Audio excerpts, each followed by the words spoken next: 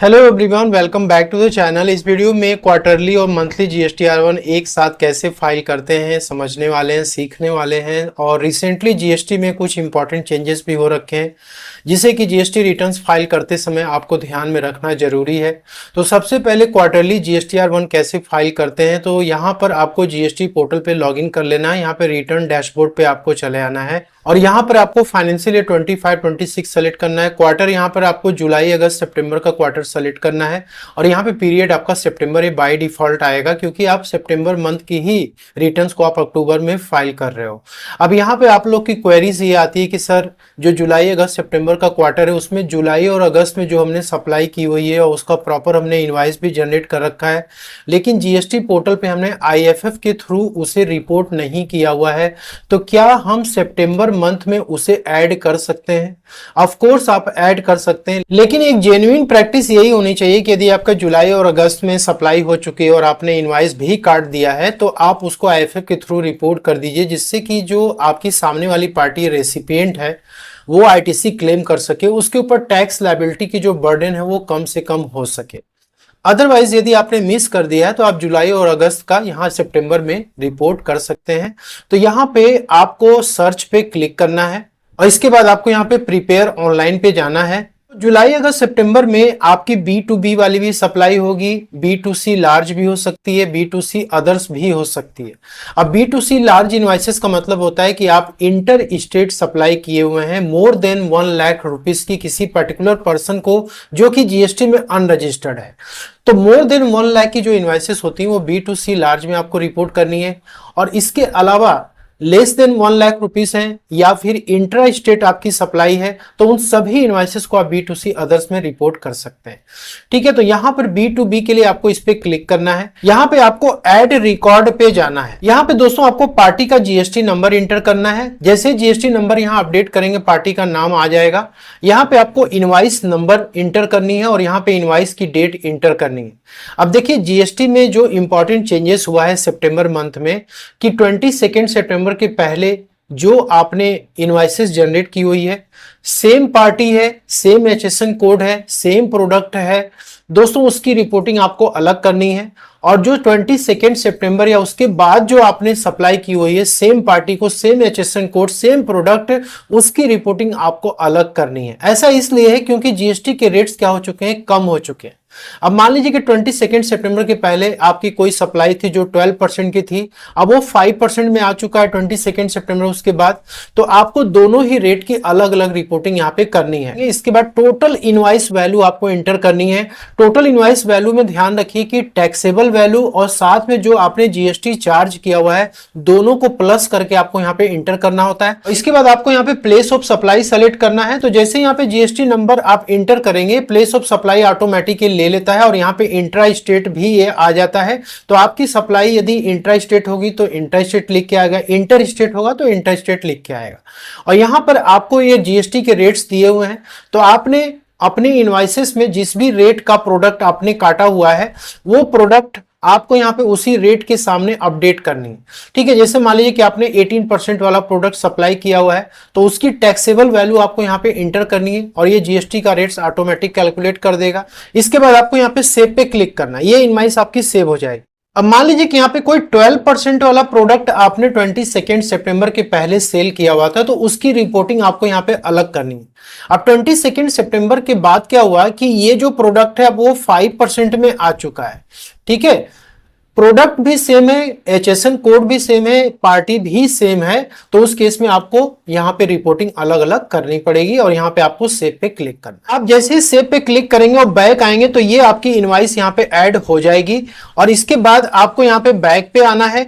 और इसके अलावा भी आपको यदि इनवॉइसेस ऐड करनी है तो आप ऐड रिकॉर्ड पे जा करके आप जितनी भी इनवॉइसेस को ऐड करना चाहते हैं आप ऐड कर सकते हैं। यहाँ पे इनवॉइस की आपकी टोटल लिस्ट आ जाती है। इसके बाद आपको बैक पे आ जाना है और यहाँ पे आपको B2C लार्ज में भी आना है। उसी तरीके से यहाँ पे आप ऐड रिकॉर्ड पे क्लिक करेंगे और यहाँ पर आपको प्लेस ऑफ सप्लाई सेलेक्ट करनी है कि आपने कौन से स्टेट में सप्लाई किया हुआ है, इनवाइस नंबर क्या था, इनवाइस की डेट क्या थी, और टोटल इनवाइस वैल्यू आपको यहाँ पे इंटर कर देनी है।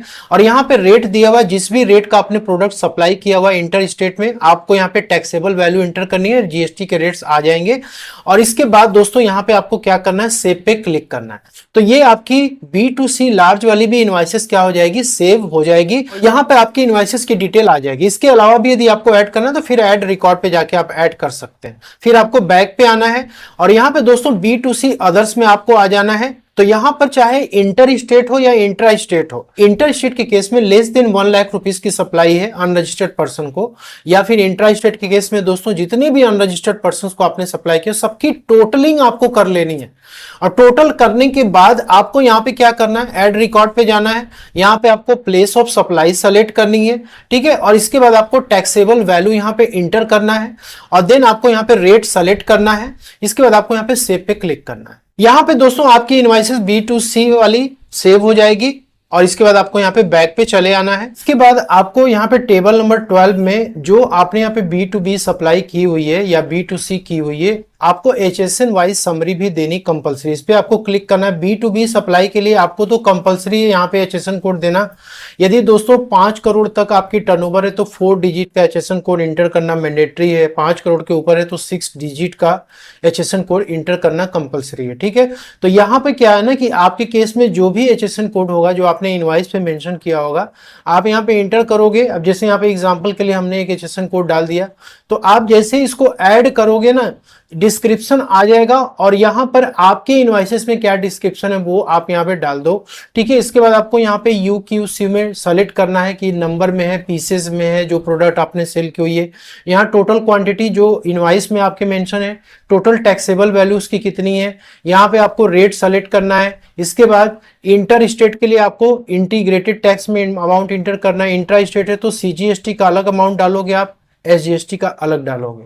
और इसके बाद आपको यहाँ पे ऐड पे क्लिक करना है। इसके बाद B2C सप्लाईज के लिए HSN कोड ऑप्शनल है। यदि आपकी टोटल टर्नओवर 5 करोड़ तक या उसके नीचे है, 5 करोड़ के ऊपर जाएगा तो आपको यहाँ पे HSN कोड इंटर करना कंपलसरी हो जाए। इसी तरीके से यहाँ पे टेबल नंबर 13 में डॉक्यूमेंट्स इशूड कि आपने उस पर्टिकुलर मंथ में कितने से कितने तक नंबर की इनवाइसेस आपने अपडेट की हुई है, और यहाँ पे टोटल नंबर आपको इंटर करना, कितना आपने कैंसिल किया, ठीक है, नेट कितना आपने इशू किया।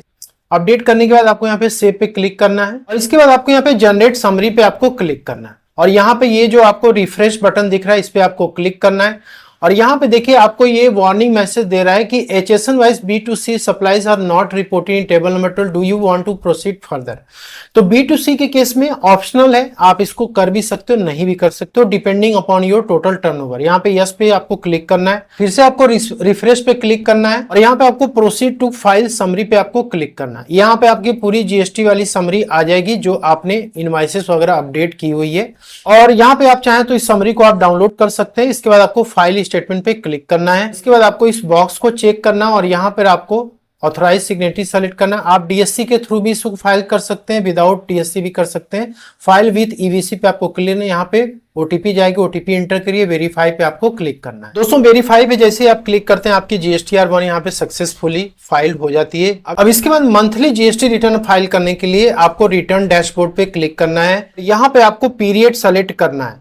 तो पीरियड जैसे मान लीजिए कि हम सितंबर मंथ का फाइल कर रहे हैं तो यहाँ पे आपको सर्च पे क्लिक करना है। सेलेक्ट करने के बाद दोस्तों प्रिपेयर ऑनलाइन मोड पे जब आप जाते हो, जैसे मैंने क्वार्टरली का आपको समझाया था, सेम टू सेम प्रोसेस आपको यहाँ पे भी फॉलो करना है। Table number 12, table number 13, table number 4 में B2B invoices, B2C large, B2C others को आपको अपडेट कर लेनी है।